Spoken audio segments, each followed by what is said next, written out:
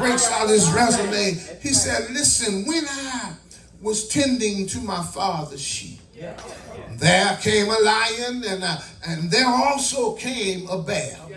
And I gave both of them a Pumpkinhead Deluxe. And soon, if you give me opportunity, I am going to defeat this giant. He says to Saul, he said, now Saul, the reason why I'm going to kill this giant because I have a different perspective than the armies of Israel.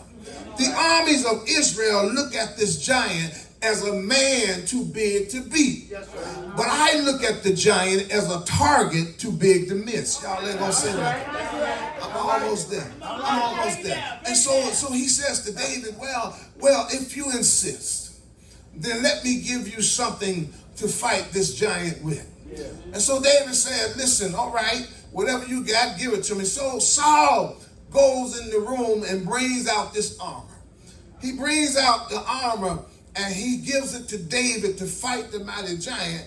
And David tried to put this stuff on. He says, listen, this is not good for me.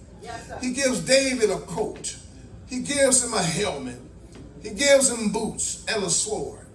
And David said, this stuff reminds me of Midas mufflers. It's like rattle, rattle, thunder, clatter, boom, boom, boom. He said, listen, I don't want this stuff because I have somebody on my side that's bigger and better than this. And so David, I'm almost done. And so David takes the armor and gives it back to Saul. And he says, I'm going out now to defeat this mighty giant. And Saul said to David, go, and may the Lord be with you.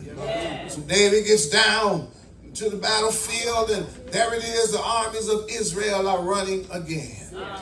David looks at this giant, and the giant looks at David, and David says, I will fight you, and I will also defeat you. And the giant looked at David, and he starts laughing.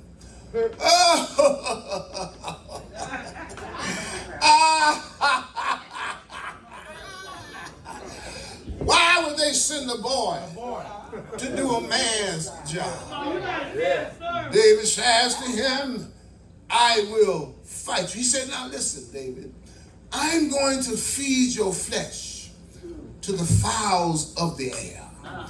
David said, I don't think so. I don't think so because I know my God is backing me up. And I'm telling you, no matter how big your giant is, no matter how wide the circumstances are, no matter how deep they may go, just remember you don't have to back down because God is backing you up. So David said, listen, giant, are you ready? Do you want to fight? And I'm not backing down because I got God on my side. Come on, preacher. He says to David, he said, well, who is this God that you're talking about? This God that you're bragging about. This God that you're so mad because I'm intimidating the armies of Israel. And who is this guy? Yes, sir. David said, do you want me to tell you who he is? Come on. David said, well, listen, you got a moment? You got a minute? Yes, sir. Let me tell you who he is. All right. He said, he is the one that rotates on the axis of the earth. Right. He's the one that leans over the balcony of the universe. Right. He is the one that hijacks the atmosphere of the enemy. He's the one that saturates the atmosphere with his presence of his glory. He's the one that looks down from the height of his sanctuary. He hovers over this terrestrial ball called earth. That's who he is. He's the one that put a laugh in a hyena. He put a growl in a bear. A roar in a lion. Sour in the lemon. Sweet in the honey. Wet in the water. Hot in the pepper. He put a hump in a camel's back and a song in a mockingbird's throat. That's who he is. Or maybe that's too far-fetched for you. Well, let me tell you who he is. He's the one that laid you down last night. Let you slip off into a coma, to a world of abyss.